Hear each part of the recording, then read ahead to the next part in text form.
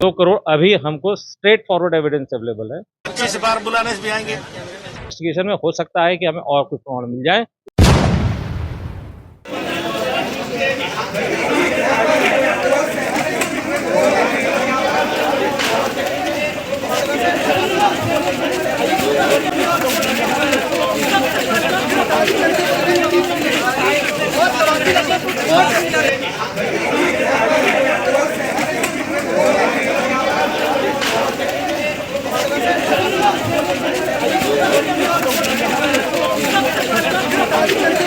ये ज्यादा पूछताछ नहीं करते, 1-2 घंटा करते हैं। अच्छा, बैठाते हैं ज्यादा। आप लेके आए? सीए को बुलाया था, सीए आज नहीं आया।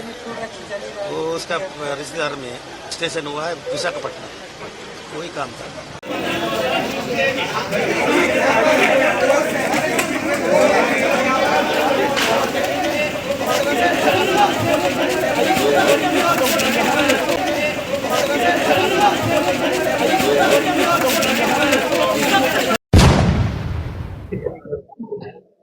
शराब स्कैम का जो इन्वेस्टिगेशन चल रहा है उसके संदर्भ में कुछ एविडेंसेस हमारे पास आए थे, जैसे कि अरविंद सिंह का सेक्शन 50 के रिकॉर्ड किया गया स्टेटमेंट, जिसमें उसने ये बताया था कि 50 लाख रुपए मासिक भुगतान किया जाता था शराब कार्टेल से कवासी लखमा को।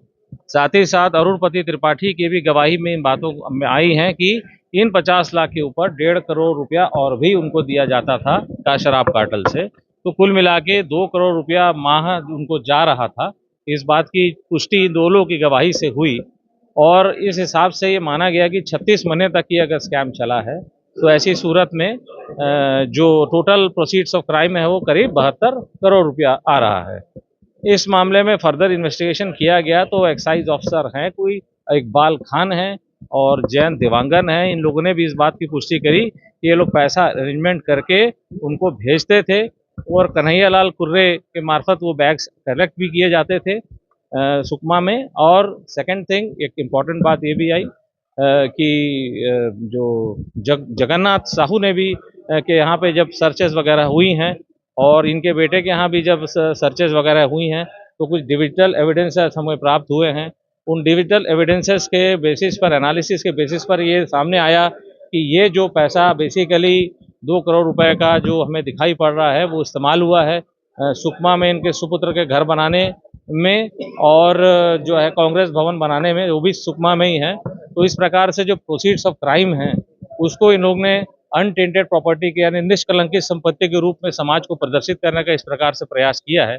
मामले में प्रथम दृष्टया prevention of money laundering act की धारा 3 में दिए गए धन शोधन के अपराध दिखाई पड़े और चूंकि इनके इन्वेस्टिगेशन के दौरान इनका सहयोग बहुत कम रहा और ऐसी संभावना रही कि जो अभी तक इन्वेस्टिगेशन हुआ उसके संदर्भ में हो सकता है कि अन्य मिलने वाले साक्ष्यों को नष्ट कर सकें, नष्ट करने की प्रयास करेंगे। साथ ही साथ जो विटनेसेस और भी हैं जिनको हमने अभी और समन करके रखा गया है जो और उनको बुलाया जाएगा, उनको ये किसी प्रकार से प्रभावित करेंगे। इस वजह से हमने इनको आज अरेस्ट करके उनकी दोपहर के 3 बजे हमने अरेस्ट किया है और उनको प्रस्तुत किया था। 14 दिन की हमने कस्टोडियल रिमांड मांगी थी, लेकिन माननीय न्यायालय ने 21 जनवरी 2025 तक की इनकी कस्टोडियल रिमांड हमको ग्रांट करी है।